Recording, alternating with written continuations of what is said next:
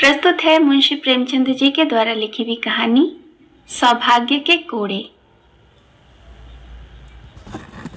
लड़के क्या अमीर के हों क्या गरीब के, विनोदशील हुआ ही करते हैं। उनकी चंचलता बहुधा उनकी दशा और स्थिति की परवाह नहीं करती। नथुआ के माँ बाप दोनों मर चुके थे।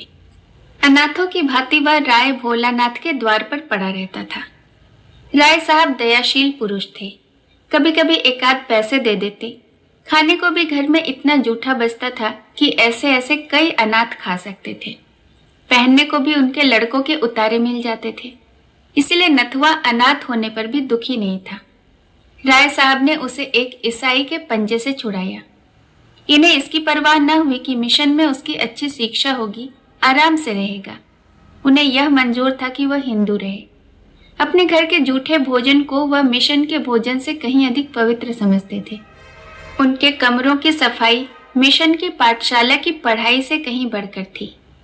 हिंदू रहे, चाहे जिस दशा में रहे। ईसाई हुआ तो फिर सदा के लिए हाथ से निकल जाएगा। नथुआ को बस राय साहब के बंगले में झाड़ू लगा देने के सिवाय और कोई काम न था। भोजन करके खेलता फिरता था। कर्मानुसार उसकी वर्ण व्यवस्था भी हो गई। घर के अन्य नौकर चाकर उसे भंगी कहते थे और नथुआ को इसमें कोई ऐतराज न होता था। नाम का स्थिति पर क्या असर पड़ सकता है, इसकी उस गरीब को कुछ खबर न थी। भंगी बनने में कुछ हानि भी न थी। उसे झाड़ू देते समय कभी कभी पैसे पड़े मिल जाते, कभी कोई और चीज। इससे वह सिगरेट लिया करता था। नौकरों के साथ उठने बैठने से उसे बचपन से ही तंबाकू, सिगरेट और पान का चस्का पड़ गया था। राय साहब के घर में यूं तो बालक बालिकाओं की कमी न थी। दर्जनों भांजे भतीजे पड़े रहते थे, पर उनकी निज की संतान केवल एक पुत्री थी, जिसका नाम रत्ना था। रत्ना को पढ़ाने दो मास्टर आते थे। एक मेम साहब अंग्रेजी पढ़ाने आया करती थी। राय साहब की हार्दिक अभिलाषा थी कि रत्ना सर्वगुण आगरी हो, जिस घर में जाए उसकी लक्ष्मी बने। वह उसे अन्य बालकों के साथ न रहने देते थे। उसके लिए अपने बंगले में दो कमरे अलग कर दिए थे, एक पढ़ने के लिए, दूसरा सोने के लिए। लोग कहते हैं लाड़ प्यार से बच्चे जिद्दी और शरीर हो जाते हैं। रत्ना इतने लाड़ प्यार पर भी बड़ी सुशील बालिका थी। किसी नौकर को रे कहकर न पुकारती थी, किसी भिखारी को दुत्कारती न थी। नथुआ को वह पैसे और मिठाइयां दे दिया करती थी। कभी कभी उससे बातें भी किया करती थी। इससे वह उसके मुंह लग गया था। एक दिन नथुआ रत्ना के सोने के कमरे में झाड़ू लगा रहा था। रत्ना दूसरे कमरे में मेम साहब से अंग्रेजी पढ़ रही थी।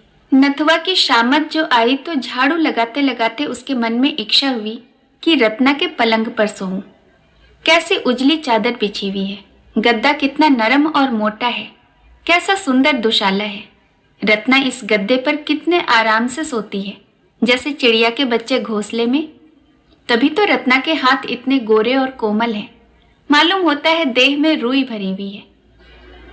यहाँ कौन देखता है, यह सोचकर उसने पैर फर्श से पोछे और चटपट पलंग पर आकर लेट गया और दुशाला ओढ़ लिया। गर्व और आनंद से उसका हृदय पुलकित हो गया। वह मारे खुशी के 2-3 बार पलंग पर उछला। उसे ऐसा मालूम हो रहा था मानो मैं रुई में लेटा हूँ। जिधर करवट लेता था देह अंगुल भर नीचे धंस जाती थी। यह स्वर्गीय सुख मुझे कहाँ नसीब। मुझे भगवान ने राय साहब का बेटा क्यों न बनाया। सुख का अनुभव होते ही उसे अपनी दशा का वास्तविक ज्ञान हुआ और उसका चित्त शुद्ध हो गया। एकाएक राय साहब किसी जरूरी काम से कमरे में आए तो नथुआ को रत्ना के पलंग पर लेटे देखा। मारे क्रोध के जल उठे। बोले, क्यों बे सुअर, तू यह क्या कर रहा है? नथुआ ऐसा घबराया मानो नदी में पैर फिसल पड़ा हो। चारपाई से कूदकर अलग खड़ा हो गया और फिर झाड़ू हाथ में ले ली। राय साहब ने फिर पूछा, यह क्या कर रहा था बे? नथुआ, कुछ तो नहीं सरकार।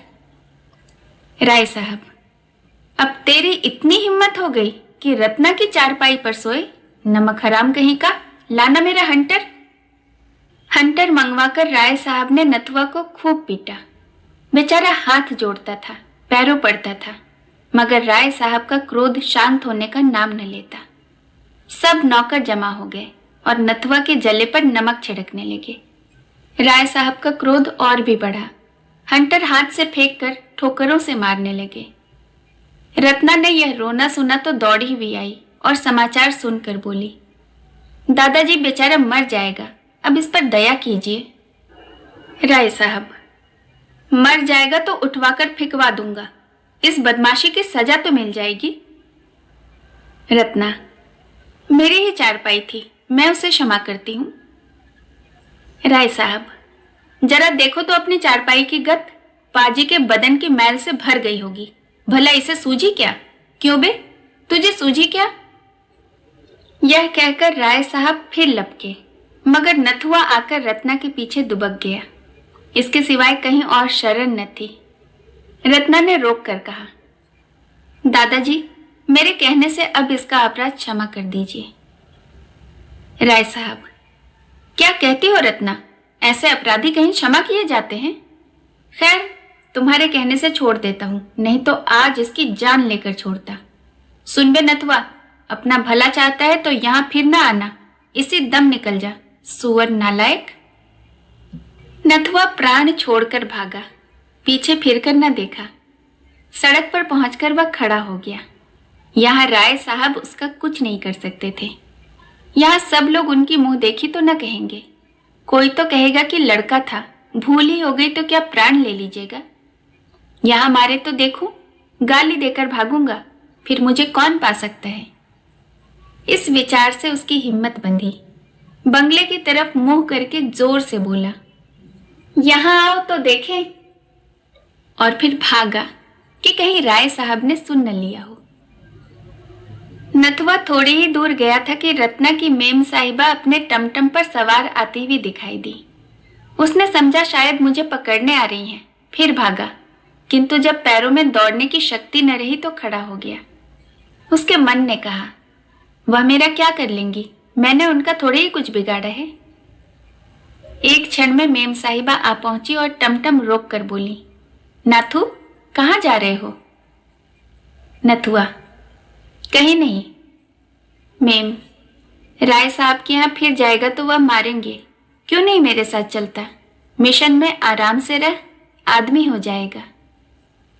नथुआ, क्रिश्चियन तो न बनाओगी? मेम, क्रिश्चियन क्या भंगी से भी बुरा है पागल? नथुआ, ना भैया, क्रिश्चियन न बनूंगा। मेम, तेरा जी चाहे न बनना, कोई जबरदस्ती थोड़े ही बना देगा।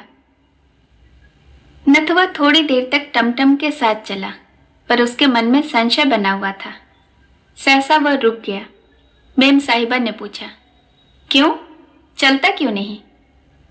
नथुआ, मैंने सुना है मिशन में जो कोई जाता है क्रिश्चियन हो जाता है, मैं न जाऊंगा, आप झांसा देती हैं।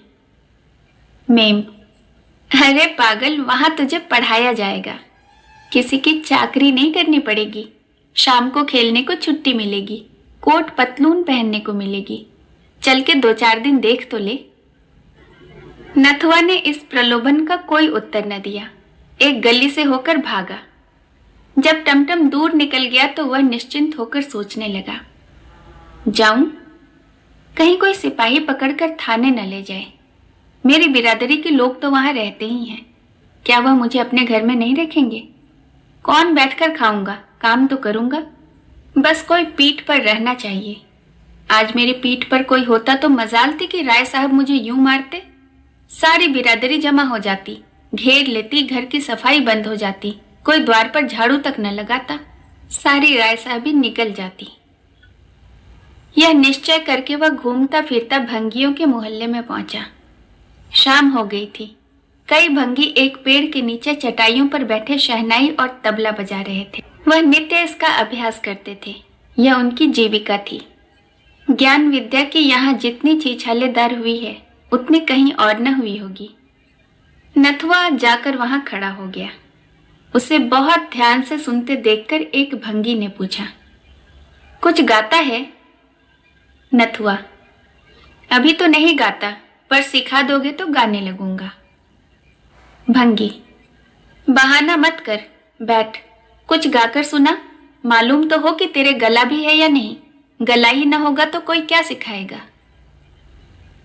नथुआ मामूली बाजार के लड़कों की तरह कुछ न कुछ गाना जानता ही था। रास्ता चलता तो कुछ न कुछ गाने लगता था। तुरंत गाने लगा। उस्ताद ने सुना, जौहरी था, समझ गया कि यह कांच का टुकड़ा नहीं है। बोला, कहाँ रहता है? नथुआ ने अपनी राम कहानी सुनाई। परिचय हो गया, उसे आश्रय मिल गया और विकास का वह अवसर मिल गया जिसने उसे भूमि से आकाश पर पहुंचा दिया। 3 साल उड़ गए। नथुआ के गाने की शहर में धूम मच गई और वह केवल गुणी ही नहीं, सर्वगुणी था। गाना, शहनाई बजाना, पखावज, सारंगी, तंबूरा, सितार, सभी कलाओं में दक्ष हो गया। उस्तादों को भी उसके चमत्कारिक बुद्धि पर आश्चर्य होता था। ऐसा मालूम होता था कि उसने पहले ही यह विद्या पढ़ी हुई थी और फिर से उसे दोहरा ली है। लोग 10-10 सालों तक सितार बजाना सीखते रहते हैं और नहीं आता। नथुआ को 1 महीने में उसके तारों का ज्ञान हो गया। ऐसे कितने ही रत्न पड़े हुए हैं जो किसी पारखी से भेंट न होने के कारण मिट्टी में मिल जाते हैं। संयोग से इन्हीं दिनों ग्वालियर में एक संगीत सम्मेलन हुआ। देश देशांतरों से संगीत के आचार्य निमंत्रित हुए। उस्ताद घूरे को भी न्योता मिला। नथुआ इन्हीं का शिष्य था। उस्ताद ग्वालियर चले तो नाथू को भी साथ लेते गए। 1 सप्ताह तक ग्वालियर में बड़ी धूमधाम रही। नाथूराम ने वहां खूब नाम कमाया। उसे सोने का तमगा इनाम मिला। ग्वालियर के संगीत विद्यालय के अध्यक्ष ने उस्ताद घूरे से आग्रह किया कि नाथूराम को संगीत विद्यालय में दाखिल करा लो। यहाँ संगीत के साथ उसकी शिक्षा भी पूरी हो जाएगी। घूरे को मानना पड़ा। नाथूराम भी राजी हो गया। नाथूराम ने 5 वर्षों में विद्यालय की सर्वोच्च उपाधि प्राप्त कर ली। इसके साथ साथ भाषा, गणित और विज्ञान में उसकी बुद्धि ने अपनी प्रखरता का परिचय दिया। अब वह समाज का भूषण था। उससे कोई यह न पूछता था कि किस जाति के हो। उसका रहन सहन, तौर तरीका अब गायकों का सा नहीं, शिक्षित समुदाय का सा था। अपने सम्मान की रक्षा के लिए वह ऊंचे वर्ण वालों का सा आचरण रखने लगा। मदिरा मांस त्याग दिया। नियमित रूप से संध्योपासना करने लगा। कोई कुलीन ब्राह्मण भी इतना आचार विचार न करता होगा। नाथूराम तो पहले ही उसका नाम हो चुका था। अब उसका कुछ और सुसंस्कार हुआ। वह नाथूराम आचार्य मशहूर हो गया। साधारणतः लोग आचार्य ही कहा करते थे। राज दरबार से उसे अच्छा वेतन मिलने लगा। 18 वर्ष की आयु में इतनी ख्याति बिरले ही किसी गुणी को नसीब होती है। लेकिन ख्याति प्रेम वह प्यास है जो कभी नहीं बुझती। वह अगस्त्य ऋषि की भांति सागर को पीकर भी शांत नहीं होती। महाशय आचार्य ने यूरोप को प्रस्थान किया। वह पाश्चात्य संगीत पर भी अधिकृत होना चाहते थे। जर्मनी के सबसे बड़े संगीत विद्यालय में दाखिल हो गए और 5 वर्षों के निरंतर परिश्रम और उद्योग के बाद आचार्य की पदवी लेकर इटली की सैर करते हुए ग्वालियर लौट आए। और उसके 1 ही सप्ताह के बाद मदन कंपनी ने उन्हें 3000 रुपये मासिक वेतन पर अपनी शाखाओं के लिए निरीक्षक नियुक्त किया। वह यूरोप जाने के पहले ही हजारों रुपये जमा कर चुके थे। यूरोप में भी ओपेराओं और नाट्यशालाओं में उनकी खूब आवभगत हुई। कभी कभी एक दिन में ही उनकी इतनी आमदनी हो जाती थी जितनी यहाँ के बड़े से बड़े गवैयों को बरसों में भी नहीं होती। लखनऊ से विशेष प्रेम होने के कारण उन्होंने वहीं निवास बनाने का निश्चय किया। आचार्य महाशय लखनऊ पहुंचे तो उनका चित्त गदगद हो गया। यही उनका बचपन बीता था। यही एक दिन वह अनाथ थे। यही गलियों में कनकौवे लूटते फिरते थे। यही बाजारों में पैसे मांगते फिरते थे। आह, यही उन पर हंटरों की मार पड़ी थी जिसके निशान अब तक बने थे। अब वह दाग उन्हें सौभाग्य की रेखाओं से भी अधिक प्रिय लगते। यथार्थ में यह कोड़े का मार उनके लिए शिव का वरदान था। राय साहब के प्रति अब उनके दिल में क्रोध या प्रतिकार का लेश मात्र भी न था। उनकी बुराइयां भूल गई थी, भलाइयां याद रह गई थी और रत्ना तो उन्हें दया और वात्सल्य की मूर्ति से याद आती। विपत्ति पुराने घावों को बढ़ाती है, संपत्ति उन्हें भर देती है। गाड़ी से उतरे तो छाती धड़क रही थी। 10 वर्ष का बालक 23 वर्ष का जवान शिक्षित भद्र युवक हो गया था। उसकी माँ भी उसे देखकर न कह सकती थी कि यही मेरा नथुआ है, लेकिन उनकी काया पलट की अपेक्षा नगर की काया पलट और भी विस्मयकारी थी। यह लखनऊ नहीं, कोई दूसरा ही नगर था। स्टेशन से बाहर निकलते ही देखा कि शहर के कितने ही छोटे बड़े आदमी उनका स्वागत करने के लिए खड़े हैं। उनमें एक युवती रमणी थी जो रत्ना से बहुत मिलती जुलती थी। लोगों ने उससे हाथ मिलाया और रत्ना ने उनके गले में फूलों का हार डाल दिया। यह विदेश में भारत का नाम रोशन करने का पुरस्कार था। आचार्य के पैर डगमगाने लगे। ऐसा जान पड़ता था अब वह खड़े नहीं रह सकते। यह वही रत्ना है।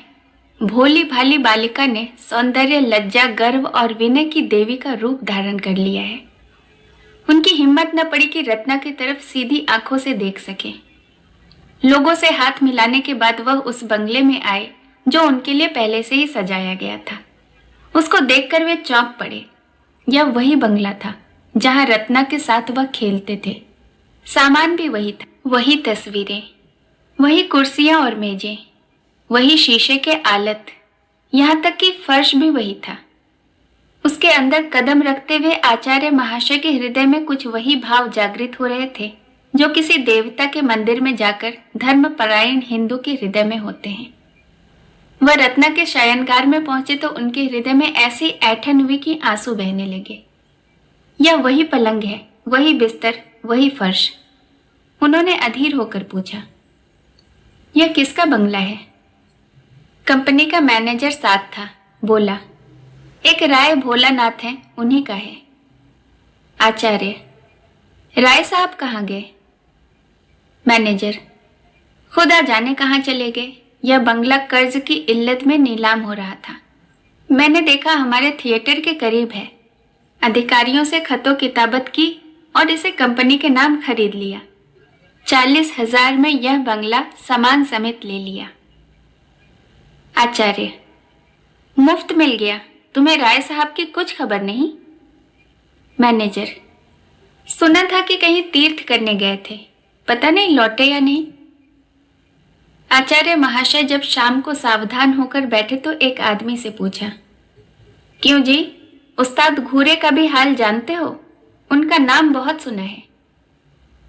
आदमी ने सकरुण भाव से कहा, खुदाबंद उसका हाल न पूछिए। शराब पीकर घर आ रहे थे, रास्ते में बेहोश होकर सड़क पर गिर पड़े। उधर से एक मोटर लॉरी आ रही थी।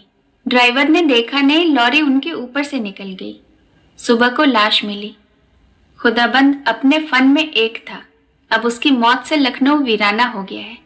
अब ऐसा कोई नहीं रहा जिस पर लखनऊ को घमंड हो।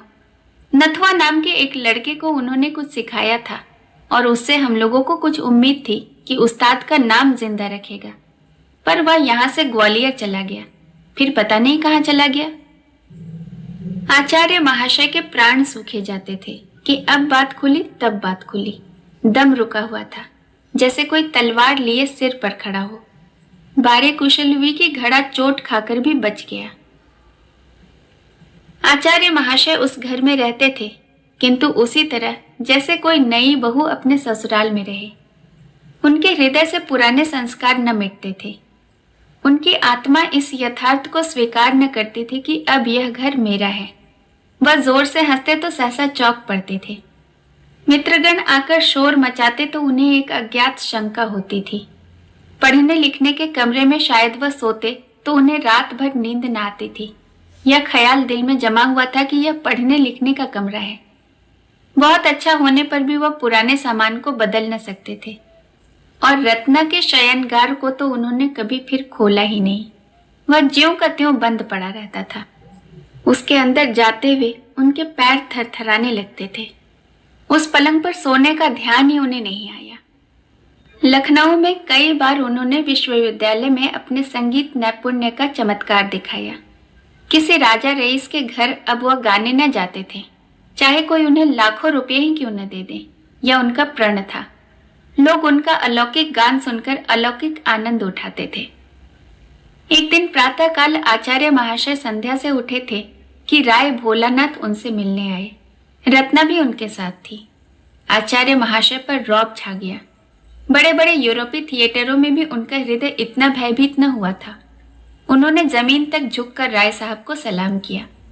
भोलानाथ उनकी नम्रता से कुछ विस्मित हो गए। बहुत दिन हुए, जब लोग उन्हें इस तरह सलाम किया करते थे। अब तो जहां जाते थे उनकी हंसी ही उड़ाई जाती थी। रत्ना भी लज्जित हो गई। राय साहब ने कातर नेत्रों से इधर उधर देखकर कहा, आपको यह जगह तो पसंद आई होगी? आचार्य, जी हाँ, इससे उत्तम स्थान की तो मैं कल्पना ही नहीं कर सकता था। भोलानाथ, यह मेरा ही बंगला है, मैंने ही इसे बनवाया है और फिर मैंने ही इसे बिगाड़ भी दिया। रत्ना ने झेंपते हुए कहा, दादाजी, इन बातों से अब क्या फायदा? भोलानाथ, फायदा नहीं है बेटी, नुकसान भी नहीं है। सज्जनों से अपनी विपत्ति कहकर चित्त शांत होता है। महाशय, यह मेरा ही बंगला है, या यूं कहिए कि था। 50,000 सालाना इलाके से मिलते थे। कुछ आदमियों की संगत में मुझे सट्टे का चस्का पड़ गया। 2-3 बार ताबड़तोड़ बाजी हाथ आई, हिम्मत खुल गई, लाखों के वारे न्यारे होने लगे, किंतु एक ही घाटे में सारी कसर निकल गई। बघिया बैठ गई, सारी जायदाद खो बैठा। सोचिए, 25 लाख का सौदा था। कौड़ी चित्त पड़ती तो आज इस बंगले का कुछ और ही ठाठ होता, नहीं तो अब पिछले दिनों को याद कर करके हाथ मलता हूँ। मेरी रत्ना को आपके गाने से बड़ा प्रेम है, जब देखो आपकी ही चर्चा किया करती है। इसे मैंने बीए तक पढ़ाया है। रत्ना का चेहरा शर्म से लाल हो गया। बोली, दादाजी, आचार्य महाशय मेरा हाल जानते हैं, उनको मेरे परिचय की जरूरत नहीं है। महाशय, क्षमा कीजिएगा, पिताजी उस घाटे के कारण कुछ अव्यवस्थित चित्त से हो गए हैं। वह आपसे यह प्रार्थना करने आए हैं कि यदि आपको कोई आपत्ति न हो तो वह कभी कभी इस बंगले को देखने आया करें। इनसे उनके आंसू पूछ जाएंगे। उन्हें इस विचार से संतोष होगा कि मेरा कोई एक मित्र इस बंगले का स्वामी है। बस यही कहने के लिए हम आपकी सेवा में आए हैं। आचार्य ने विनयपूर्ण शब्दों में कहा, इसे पूछने की जरूरत नहीं है, घर आपका है, जिस वक्त चाहे शौक से आइए, बल्कि आपकी इच्छा हो तो आप इसमें रह भी सकते हैं। मैं अपने लिए कोई दूसरा स्थान ठीक कर लूंगा। राय साहब ने धन्यवाद दिया और चले गए। वह हर दूसरे तीसरे दिन यहाँ जरूर आते और घंटों बैठे रहते। रत्ना भी उनके साथ अवश्य आती थी। फिर कुछ दिन बाद वह प्रतिदिन आने लगे। एक दिन उन्होंने आचार्य महाशय को एकांत में ले जाकर पूछा, क्षमा कीजिएगा, आप अपने बाल बच्चों को क्यों नहीं बुला लेते? अकेले तो आपको बड़ा कष्ट होता होगा। आचार्य, मेरा तो अभी विवाह नहीं हुआ है और न ही विवाह करना चाहता हूं। यह कहते ही आचार्य महाशय ने आंखें नीची कर ली। भोलानाथ, यह क्यों? विवाह से आपको क्यों द्वेष है? आचार्य, कोई विशेष कारण तो नहीं बता सकता, इच्छा ही तो है। भोला, आप ब्राह्मण हैं? आचार्य जी का रंग उड़ गया। सशंक होकर बोले, यूरोप यात्रा के बाद वर्णभेद नहीं रहता। जन्म से चाहे जो भी हूं, कर्म से तो शूद्र ही हूं। भोलानाथ, आपकी नम्रता को धन्य है। संसार में ऐसे भी सज्जन लोग पड़े हुए हैं। मैं भी कर्मों से ही वर्ण को मानता हूं। नम्रता, शील, विनय, आचार्य, धर्मनिष्ठा, विद्या, प्रेम, यह सब ब्राह्मणों के गुण हैं और मैं आपको ब्राह्मण ही समझता हूं। जिसमें यह गुण नहीं वह ब्राह्मण नहीं। रत्ना को आपसे बड़ा प्रेम है। आज तक कोई पुरुष उसकी आंखों में नहीं जचा, किंतु आपने उसे वशीभूत कर लिया है। इस धृष्टता को क्षमा कीजिएगा। आपके माता पिता? आचार्य, मेरे माता पिता तो आप ही हैं। जन्म किसने दिया यह मैं स्वयं नहीं जानता। मैं बहुत छोटा था तभी उनका स्वर्गवास हो गया। राय साहब, आह, वह आज जीवित होते तो आपको देखकर उनकी छाती गज भर की हो जाती। ऐसे सपूत बेटे कहाँ होते हैं। इतने में रत्ना एक कागज लिए हुए आई और राय साहब से बोली, दादाजी, आचार्य महाशय काव्य रचना भी करते हैं। मैं इनकी मेज पर से यह उठा लाई हूं। सरोजिनी नायडू के सिवाय ऐसी कविता मैंने और कहीं नहीं देखी। आचार्य ने छिपी हुई निगाह से एक बार रत्ना को देखा और झेपते हुए बोले, यही कुछ लिख लिया था, मैं काव्य रचना क्या जानूं। प्रेम से दोनों विह्वल हो रहे थे। रत्ना गुणों पर मोहित थी, आचार्य उसके मोह से वशीभूत थे। अगर रत्ना उनके रास्ते में न आती तो कदाचित वह उससे परिचित भी न होते। किंतु प्रेम की फैली हुई बाहों का आकर्षण किस पर न होगा? ऐसा हृदय कहाँ जिसे प्रेम जीत न सके। आचार्य महाशय बड़ी दुविधा में पड़े हुए थे। उनका दिल कहता था कि जिस क्षण रत्ना पर मेरी असलियत खुल जाएगी, उसी क्षण वह मुझसे सदैव के लिए मुंह फेर लेगी। वह कितनी ही उदार हो, जाति के बंधन को कितना ही कष्टमय समझती हो, किंतु उस घृणा से मुक्त नहीं हो सकती जो स्वभावतः मेरे प्रति उत्पन्न होगी। मगर इस बात को जानते हुए भी उनकी हिम्मत न पड़ती थी कि वह वास्तविक स्वरूप खोल कर दिखा दे। आह, यदि घृणा तक ही होती तो कोई बात न थी, मगर उसे दुख होगा, पीड़ा होगी, उसका हृदय विदीर्ण हो जाएगा। उस दशा में न जाने क्या कर बैठे। उसे इस अज्ञात दशा में रखते हुए प्रणय पाश को दृढ़ करना उन्हें परले सिरे की नीचता प्रतीत होती थी। यह कपट है, दगा है, धूर्तता है, जो प्रेमाचरण में सर्वथा निषिद्ध है। इस संकट में पड़े हुए वह कुछ निश्चय न कर सकते थे कि क्या करना चाहिए। उधर राय साहब की आमदोरफ्त दिनों दिन बढ़ती जाती थी। उनके मन की बात एक एक शब्द से झलकती थी। रत्ना का आना जाना बंद होता जाता था, जो उनके आशय को और भी प्रकट करता था। इस प्रकार 3-4 महीने व्यतीत हो गए। आचार्य महाशय सोचते यह वही राय साहब हैं जिन्होंने केवल रत्ना की चारपाई पर जरा देर लेटने के लिए मुझे मारकर घर से निकाल दिया था। जब उन्हें मालूम होगा कि मैं वही अनाथ, अछूत, आश्रयहीन बालक हूं, तो उन्हें कितनी आत्मवेदना, कितनी अपमान पीड़ा, कितनी लज्जा, कितनी दुराशा, कितना पश्चाताप होगा। एक दिन राय साहब ने कहा, विवाह की तिथि निश्चित कर लेनी चाहिए। इस लगन में मैं इस ऋण से उऋण हो जाना चाहता हूं। आचार्य महाशय ने बात का मतलब समझकर ही प्रश्न किया, कैसी तिथि? राय साहब, यही रत्ना के विवाह की। मैं कुंडली का कायल तो नहीं हूं, पर विवाह तो शुभ मुहूर्त में ही होगा। आचार्य भूमि की ओर ताकते रहे, कुछ न बोले। राय साहब, मेरी अवस्था तो आपको मालूम ही है। कुश कन्या के सिवाय और किसी योग्य नहीं हो।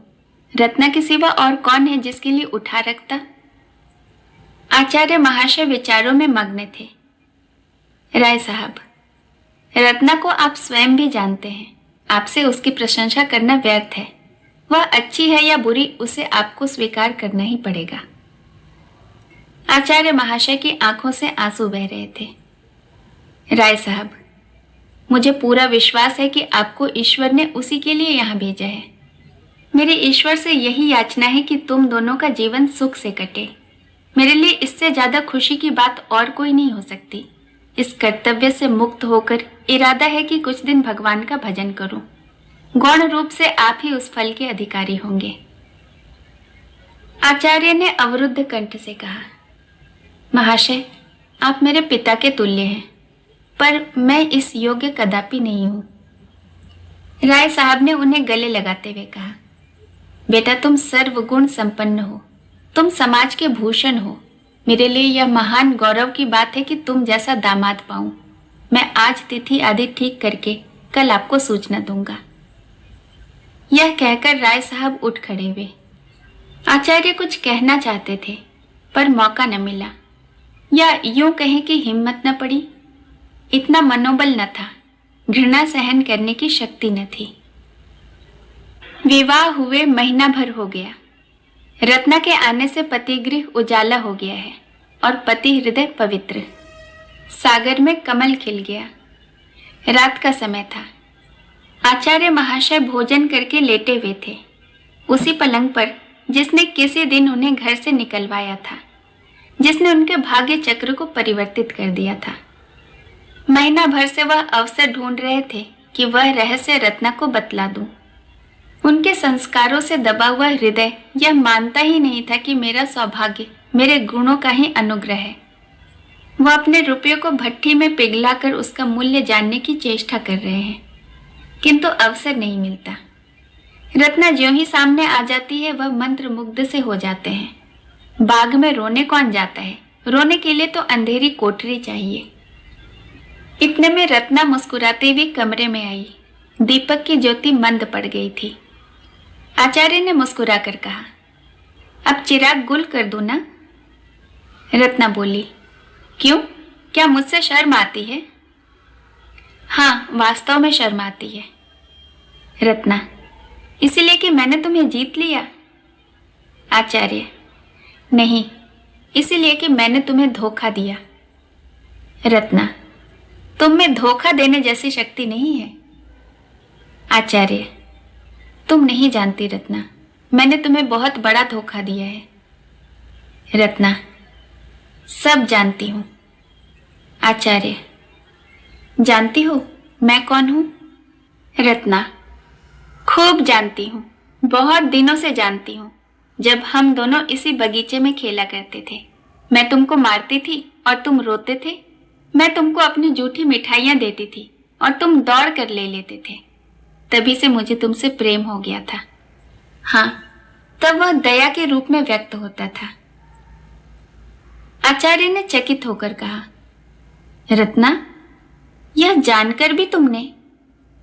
रत्ना, हाँ, जानकर ही। न जानती तो शायद न करती। आचार्य, यह वही चारपाई है। रत्ना, और मैं घाते में? आचार्य ने उसे गले लगाकर कहा, तुम क्षमा की देवी हो।